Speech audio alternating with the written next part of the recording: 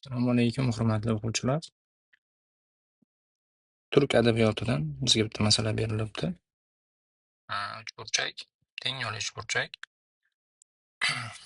AB tomoni BC tomoniga teng ekan. BG kesmamiz 6 santimetr.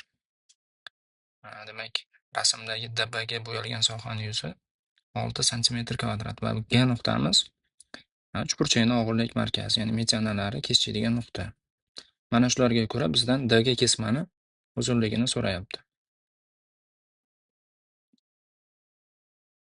Demak, e'tibor beramiz. AB bilan BCni tengligi shuni anglatadiki, teng yo'l uchburchakda uchburchakning uch sifatida B nuqtani qarasak, asos A'si uchidan asosga tushirilgan mediani ham mediani bo'lishidan tashqari balandlik va bisektrisa vazifalarini ham bajaradi. Demak, mana burchagimiz 90 gradus. Belgilab olamiz.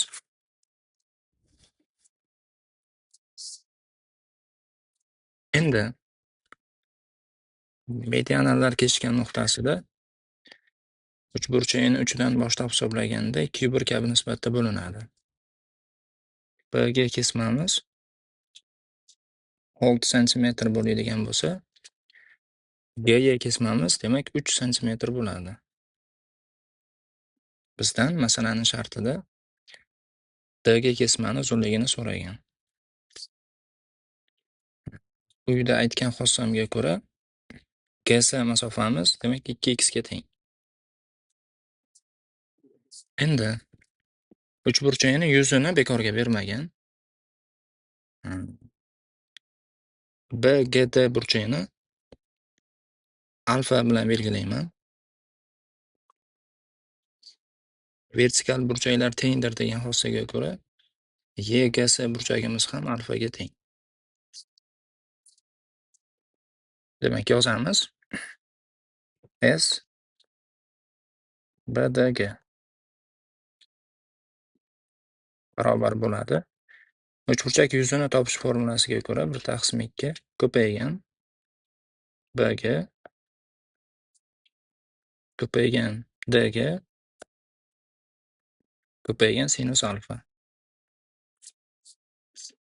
Mana shuni qiymati demak 6 santimetr kvadratga teng ekan.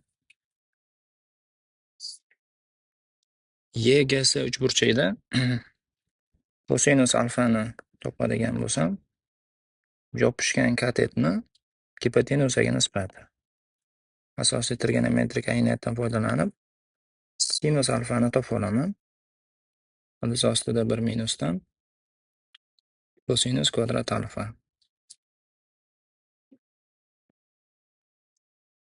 1 minus 9 taqsim 4 ta x ni kvadrat. Suratda 4x kvadrat minusdan 9 taqsim 2 ta x. Endi qiymatlarni joylab chiqamiz. 1/2 BG kesmamiz 1/lik. DG mandan so'ralib turgan soha. Sinus alfamiz ildiz ostida 4x kvadrat minusdan 9 taqsim 2 ta x barobar demak 6 ga.